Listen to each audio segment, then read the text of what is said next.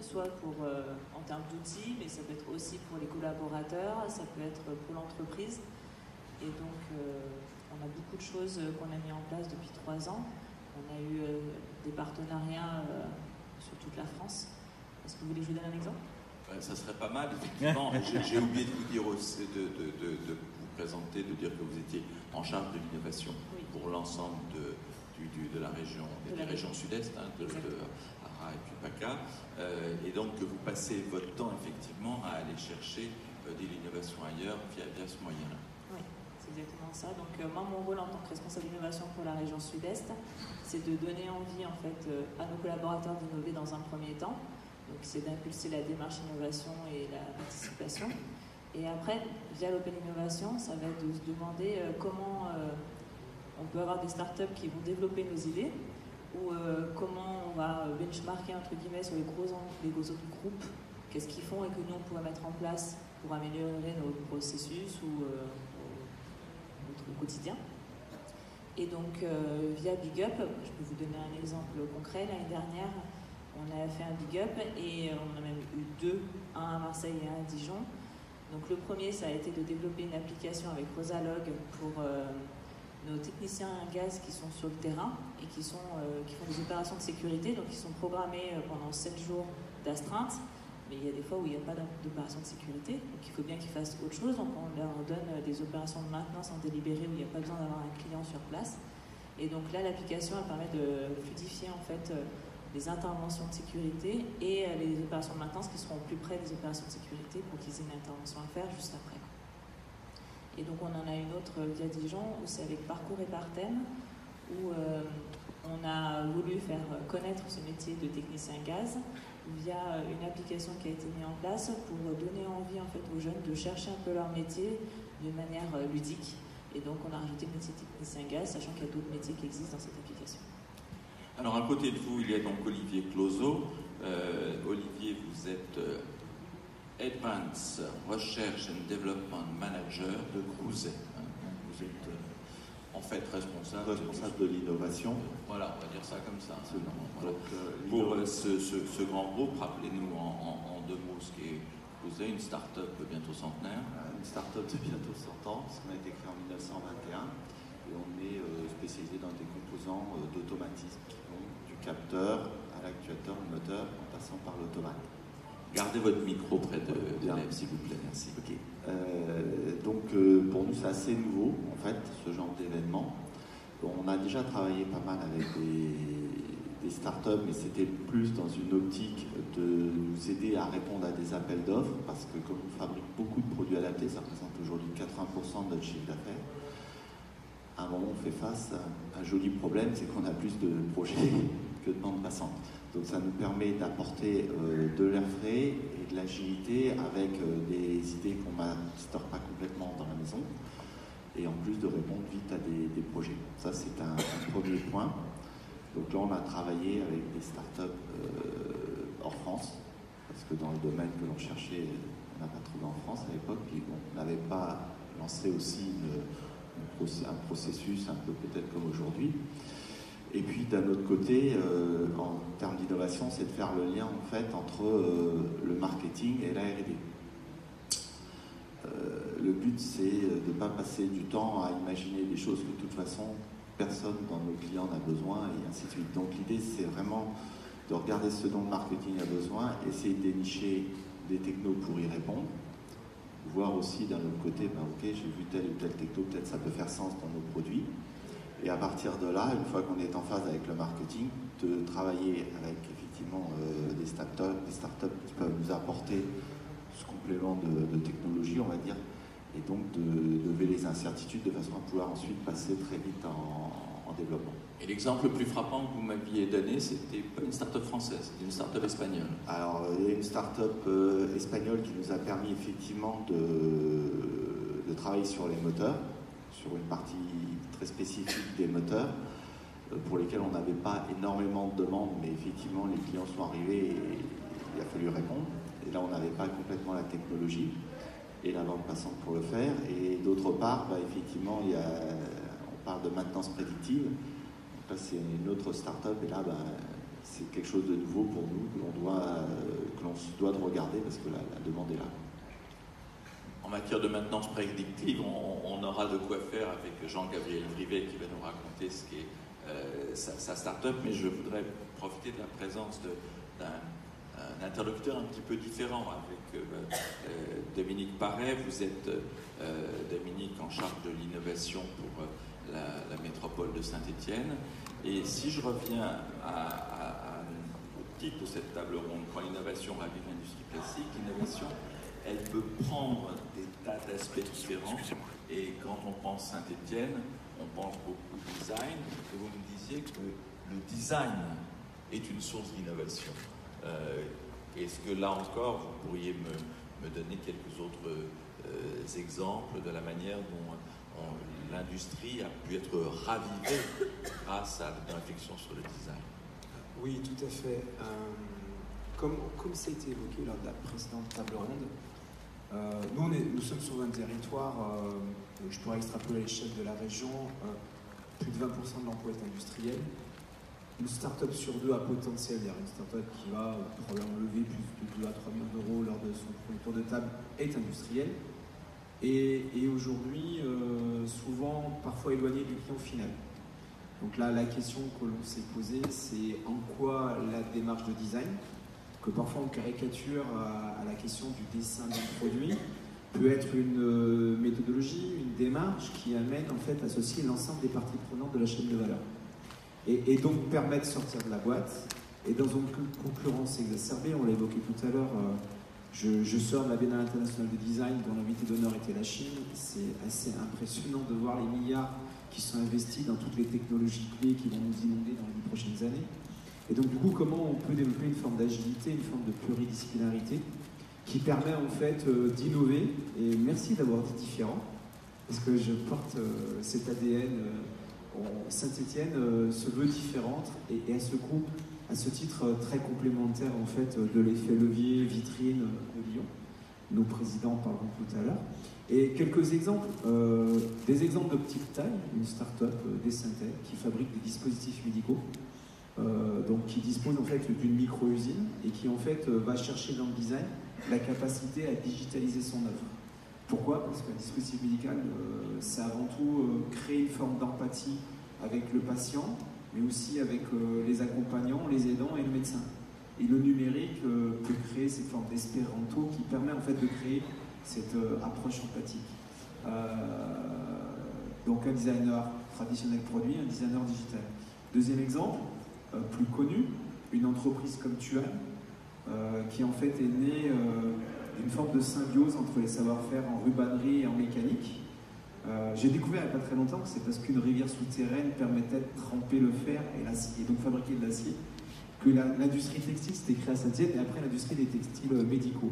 Cette entreprise, en fait, culture centenaire, doit se réinventer, doit pivoter, le terme a été utilisé tout à l'heure en introduction, à travers des enjeux liés au digital.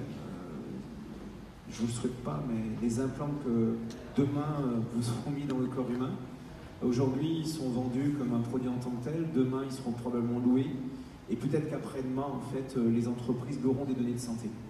Pour gérer cette mutation, il y a besoin d'accompagner de manière drastique en fait, son personnel, et c'est quasiment impossible à l'échelle de 1000 ou 2000 employés. Donc l'idée, c'est de créer un incubateur intégré. Alors c'est rigolo de voir des gens qui viennent de Californie, qui se baladent en short et en trottinette au milieu de la zone d'activité de la Chaufetière à Saint-Étienne, qui est sur les anciens puits de mine. Mais du coup, c'est ce mélange qui fait que l'entreprise disrupte, pivote et peut répondre à ces enjeux à une échelle de marché de plusieurs dizaines de millions. Dernier exemple, des entreprises qui sont à la base très éloignées du client final. Exemple, tôlerie forésienne, dont le métier est de fabriquer de la tôle pour l'industrie automobile et qui en fait pivote en fabricant d'immobilier urbain, accompagné par des designers. Donc en gros, je garde mon savoir-faire, mais plutôt que d'essayer de me battre sur des chutes de prix face auxquelles je ne peux pas lutter à terme, pour des raisons en fait, qui sont des raisons structurelles de notre marché, je vais sur un autre marché différent qui est prêt à mieux payer et qui du coup accepte mes savoir-faire mais qui vont être appliqués de manière différente. Voilà 3 exemples en fait d'une démarche de design qui peut permettre à une entreprise soit de se réinventer, soit de répondre à une compétitivité mondiale, soit de se créer, de se développer. Alors Jean-Gabriel Vrivet, vous êtes le start-upper tout à fait. de l'étape. Vous êtes effectivement également à Saint-Étienne, je crois, vous, non non, pas Lyon. Vous êtes Lyon, tout à fait. Le régional, en tout cas. Voilà. Et dites-nous effectivement, d'abord ce qu'est Arscan, et puis pourquoi effectivement les entreprises viennent vous voir, les grandes entreprises viennent vous voir et sont si friandes de vos innovations. Bonjour à tous, donc je représente la société Arscan. Donc Arscan est une start-up certes, mais avant d'être une start-up, on est surtout, et j'aime me présenter comme ça, une jeune entreprise innovante de la deep tech. Donc deep tech, c'est tout ce qui est technologie disruptive. Et donc on a créé Arscan par rapport à des problématiques. On a fait des constats du monde de l'industrie qui est un monde qui est très très lourd, qui demande de gros investissements, des méthodes très particulières. Et on a vu un constat, le monde qui évoluait avec l'intelligence artificielle, avec la robotique, les objets connectés, les objets autonomes, la big data, voilà, tout cet univers qui est arrivé. On s'est dit, nous, comment, petite start-up, on peut se positionner entre les nouveaux marchés et les anciens marchés. Et tout à l'heure, vous avez M. Jacqui qui parlait de compression thermique. Et ben nous, on va parler de compression digitale, de compression numérique. Et Arscan a inventé une technologie de compression et décompression de données 3D à forte volumétrie qui permet au monde de l'industrie ou qui permet à des acteurs qui en ont besoin de rendre accessible le monde de la 3D à partir d'un simple smartphone ou d'une tablette. Et donc on est capable de visionner des 3D d'une manière très facile, sans aucune contrainte de serveurs, de logiciels, de cartes graphiques, de cartes mémoire. Voilà ce que fait Arscan. Et autour de cette technologie, on a créé une plateforme B2B et on s'est dit, c'est bien beau cette technologie, parce que nous, Arscan, on a une technologie, on a une vision globale, et on s'est dit, ben voilà, il faut qu'on puisse se rapprocher de gens de l'industrie pour pouvoir trouver une vraie problématique et pouvoir adapter notre technologie à cette vraie problématique. Et donc on a signé 2 consortiums avec, je peux le dire, c'est Lyon Parc Auto, qui est un fabricant de bâtiments, des parkings, et on a signé un autre consortium avec une association professionnelle du monde de la chimie qui regroupe et qui est financée par des chimistes et des pétrochimistes. Et on les a écoutés, ils nous ont parlé de leurs problématiques, on s'est dit, ben voilà, nous, je pense qu'on peut vous apporter certaines choses. Et certaines choses, c'est de rendre la 3D interactive, collaborative et surtout en temps réel. Donc, en fait, on parle aujourd'hui de jumeaux numériques et on a développé... Jumeaux numériques. Qu'est-ce que c'est qu'un jumeau numérique? Donc c'est le capital des entreprises. On sait qu'aujourd'hui, le monde de l'industrie utilise quasiment tous l'imagerie 3D. Un fabricant d'avions, un fabricant de voitures, les gens qui ont des chaînes industrielles, tout est fait en 3D. Et le problème, c'est que la 3D, ils ne peuvent pas l'exploiter. Donc nous, comment on arrive à compresser la donnée, et ben on arrive à la rendre accessible, on la rend collaborative et interactive. Donc on parle de jumeaux numériques, et ben on est capable de dire aujourd'hui, vous avez un bâtiment, avec toute sa complexité, c'est les câblages, la plomberie, la sécurité, toutes ces choses-là. À l'intérieur de ce bâtiment, vous avez des installations industrielles avec toutes ces problématiques, puisque c'est quelque chose qui produit, qui fait du chiffre d'affaires, donc ça ne peut pas s'arrêter comme ça. Et en plus de tout ça, vous produisez des choses. Il y a une production, une voiture, voilà, il y a des choses. Et on s'est dit, aujourd'hui, pour arriver à rendre tout ça collaboratif, il faut faire du jumeau numérique. C'est-à-dire que vous avez le jumeau physique et vous avez le jumeau numérique, c'est la copie conforme au millimètre près d'un bâtiment, d'une installation industrielle et de l'outil de production et du produit qui sort en fin de chaîne. Et je vais prendre un exemple concret. Vous avez par exemple Airbus qui fait un avion, qui vend un avion, et aujourd'hui on va lui dire, cet avion, une fois qu'il est vendu, il faut que tu puisses l'utiliser. Il faut que tu puisses collecter de la donnée, que tu puisses collecter des statistiques, que tu puisses aussi communiquer facilement avec ton client. Et donc on lui dit, aujourd'hui, ce qu'on a envie de dire, parce que c'est un marché qui est émergent, c'est de lui dire, tu vends l'avion, certes, mais vends aussi le jumeau numérique, qui est connecté, interactif, qui est relié à des bases de données, avec des objets connectés. Et par exemple, vous avez le technicien d'Air France qui utilise un avion Airbus, qui va changer l'amortisseur du train avant de son avion. Et bien ça, il va le remonter dans le jumeau numérique. Et si on se dit, si Airbus a tous ces maquettes numériques de tous ces avions, il va pouvoir en temps réel avoir des statistiques en disant, ben voilà, j'ai tel souci sur telle pièce industrielle.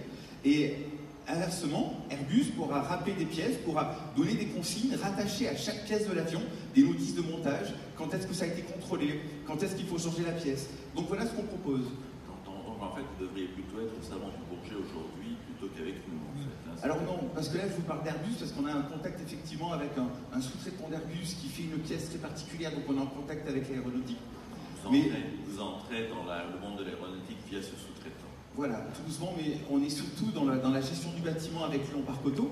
C'est comment on arrive à gérer et à piloter un bâtiment qui est complexe, parce qu'un parking public, c'est 20 000 à 25 000 mètres carrés de bâtiment. Ça accueille du public. Il y a des matières dangereuses avec l'essence dans les voitures. Et c'est surtout que c'est en milieu confiné. Donc voilà, comment on arrive à optimiser la sécurité, comment on arrive à optimiser la gestion, la maintenance prédictive et toutes ces choses-là. En tout cas, je crois qu'effectivement, ce concept de jumeaux numériques parle beaucoup et peut-être que vous allez avoir des entrepreneurs qui vont avoir envie de faire leurs jumeaux avec vous. Je me retourne vers vous, Sonia et Olivier, par rapport à ce que cette démarche que vous avez en allant chercher des startups. Vous nous l'avez dit au début, oui, notre objectif c'est de stimuler l'innovation dans nos groupes. Est-ce qu'effectivement ça a créé une émulation? Est-ce qu'il se passe des choses au sein de Crozet, au sein de GRDF, depuis que vous avez fait davantage d'open innovation? Alors, l'open innovation permet aussi de rendre concret les idées qu'on avait peut-être à l'interne, et donc ça a amélioré la qualité.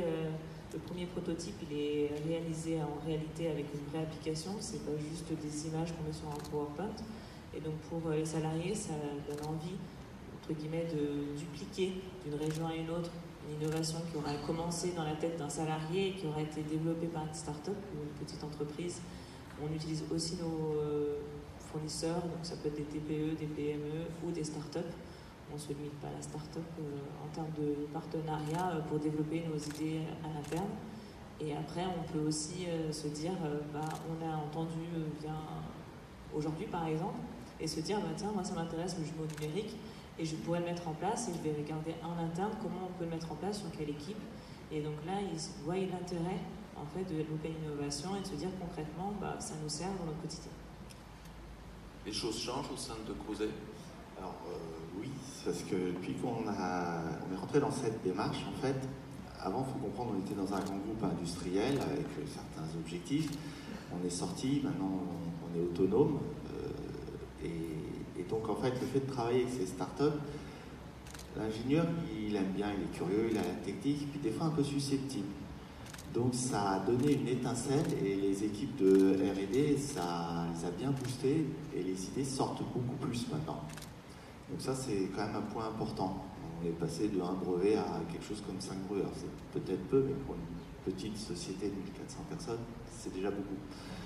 Donc oui, ça a bien boosté de ce point de vue-là. Et puis en plus, le fait d'être confronté, d'échanger des idées, comme disait Sonia, de voir ce que font les autres, les startups, de voir comment ils réagissent, ça donne aussi un peu plus le goût de l'innovation et peut-être du risque un petit peu. Enfin, un risque, pas non plus sauter élastique, sciences élastiques, mais ok, on y va.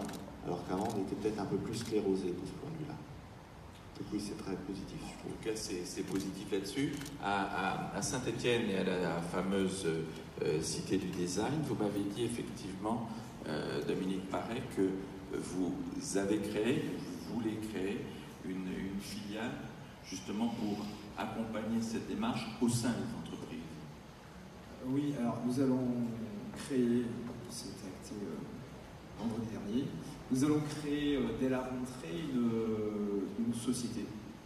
À force de conseiller les entreprises, on s'est dit on va se mettre dans la peau des entreprises et on sera plus crédible pour les accompagner. On va le faire avec des réseaux de designers indépendants. Alors pourquoi les réseaux de designers indépendants? C'est qu'en fait, il y a des talents incroyables en France de designers créatifs qui interviennent seuls, qui ne sont pas forcément adossés à des grosses agences. Parfois, les entreprises, du coup, y ont moins accès parce qu'il y a des règles de solvabilité, etc. Et du coup, parfois, elles passent à côté des talents.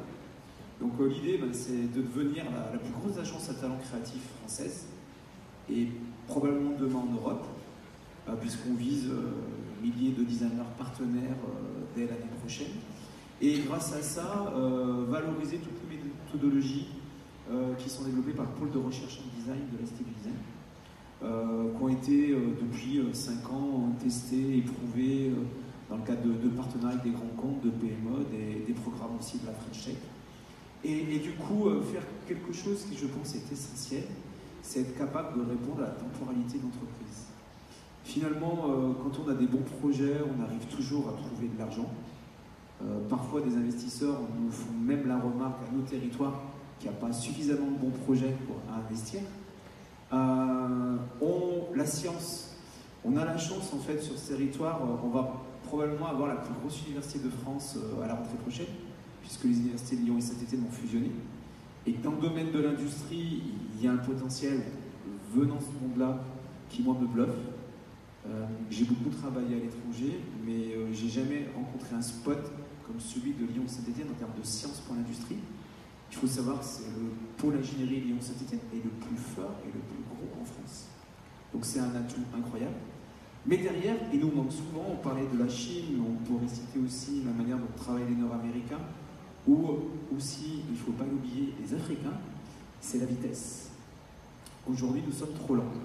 Et si j'avais mon voisin start-upper doit le vivre au quotidien, si j'avais un souhait, ce serait de pouvoir créer un fonds qui est, comme en physique quantique, étire le temps et permet en fait de, tout en allant vite, avoir le temps suffisant. Et tout ce qu'on va déployer avec cette filiale, c'est justement d'apporter des méthodes qui sont adaptées à la temporalité de l'entreprise. Si elle veut se projeter dans une prospective, on va pouvoir l'accompagner à inventer ses futurs et ses futures disruptions, qui seront probablement, d'une manière ou d'une autre, les thématiques que l'on traitera dans nos prochaines biennales, de ce point de vue international. Si je suis face à une start-up, la start-up, elle est dans un processus itératif de faire sa preuve, de démontrer en fait ce qu'elle est capable de produire pour le marché. Et là, on va avoir des produits sur des courtes durées qui vont permettre de valider l'usage. Et puis si je suis avec une PME ou une ETI, elle s'inscrit dans une chaîne de valeur mature, là on va pouvoir lui proposer des résidences sur 3 mois, 6 mois, 1 an qui vont lui permettre d'interagir avec toute la chaîne de valeur. Et y compris, et je pense que c'est super important parce que c'est le point faible de nos réseaux de sous-traitance, pas parce qu'ils ne sont pas compétents, mais parce qu'ils dépendent de donneurs d'ordre qui eux-mêmes dépendent de donneurs d'ordre. C'est comment à un moment donné on réunit la chaîne de valeur pour expliquer comment on est en capacité de répondre aux clients du client. Et ça me paraît essentiel. Jean-Gabriel Grivet, donc là Dominique paraît souligner la force du territoire en termes de talent. Est-ce que vous, dans le développement de votre start-up, c'est quelque chose qui est un atout formidable de la région, vous l'appréciez, ou vous avez du mal à faire venir du talent? Alors en termes de talent, dans le numérique, effectivement, on a des gros soucis de recrutement, parce que tout ce que nous, on fait beaucoup de numérique, donc c'est du développement, c'est de l'ordinateur, c'est des méthodes. On a changé 2-3 fois de langage informatique, et effectivement, là, on est sur des langages très rapides pour pouvoir faire face à des demandes, parce qu'on accompagne des gens qui sont souvent mondiaux. Et on s'est dit, ben voilà, il faut aller très très vite, donc on a pris des langages très particuliers qui vont très très vite, qui sont très légers, et on a beaucoup de mal à recruter les bonnes personnes, parce que soit ils sont super jeunes et ils ont un vent de liberté, ils veulent être indépendants, mais voilà, on a effectivement beaucoup de mal à recruter des... Mais je pensais au potentiel de la région, le fait que ce qui était souligné effectivement par Dominique Paré, le passé industriel de la région, les écoles de la région sont un vivier assez unique. En termes de quoi? En termes de capacité à trouver du monde, pas à les attirer, mais enfin l'offre. Des salariés, vous voulez dire? Oui, bien sûr. D'accord. Ce que je vous disais, nous, on est vraiment dans le numérique, donc on bosse avec de la chimie, de la pétrochimie, avec dans le bâtiment, dans l'industrie. Donc en fait, on nous a proposé d'aller sur un salon qui était un salon de l'industrie pure, mais en RH, mais on ne trouve pas nos profils là-bas, malheureusement. Donc on pourrait trouver ici pour faire la passerelle, c'est plutôt des chefs de produits, mais en technique pure, non, on n'a pas de... Sur la question des relations entre grands groupes et start-up, il y a un point qui, à un moment donné, se pose souvent, c'est est-ce qu'on garde une relation de clients à fournisseurs, de partenaires, ou est-ce qu'on va plus loin dans deux grands groupes comme les vôtres, Olivier Clozo et Sonia Chusville? Qu'est-ce que vous donnez comme limite, cette recherche de compétences dans les startups? Elle peut déboucher jusqu'où? Jusqu'à des prises de participation, ou est-ce que c'est quelque chose que vous n'envisagez jamais? Donc nous, clairement, effectivement, ça commence par des échanges commerciaux, voire des partenariats plus ou moins commerciaux, on va dire. Ça peut déboucher également sur des prises de part. Oui.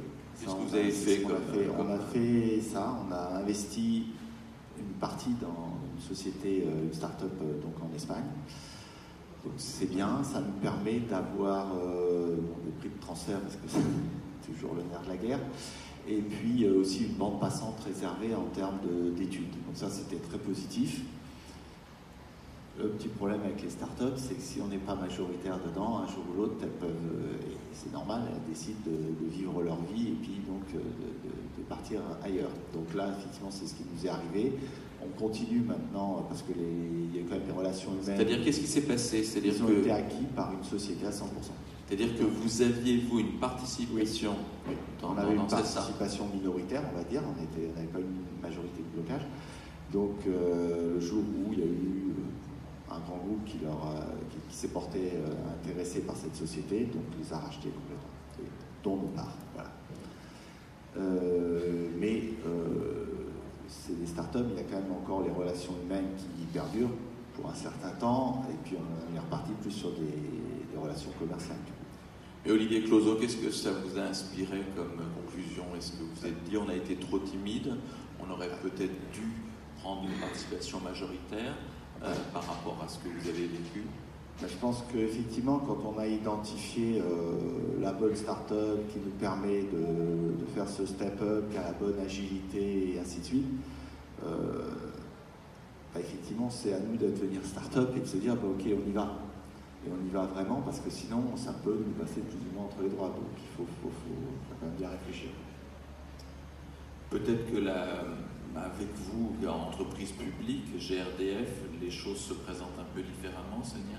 Oui, totalement, parce qu'on est dans un système très régulé, très réglementé avec l'Europe, et on n'a pas le droit de prendre des participations dans une start-up simplement. Donc on peut acheter, on peut être terrain de jeu dans le sens être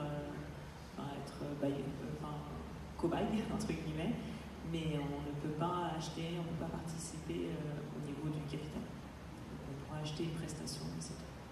Donc on a des affinités, mais ça ne peut pas déboucher. On ne rachètera pas la start-up à 100%. Voilà. Les choses sont claires là-dessus. Donc je voulais vous remercier à tous les quatre, avec des expériences différentes, de nous avoir montré comment l'innovation pouvait raviver l'industrie classique. Mais on sait tous, et c'est dit autour de ces tables rondes, que c'est la création d'un écosystème qui permet effectivement de secréter le plus d'innovation. Et donc je vais laisser la parole à mon cher camarade Gilles Fontaine, qui va vous présenter la table ronde suivante. Merci à vous quatre pour ce moment que nous avons passé ensemble.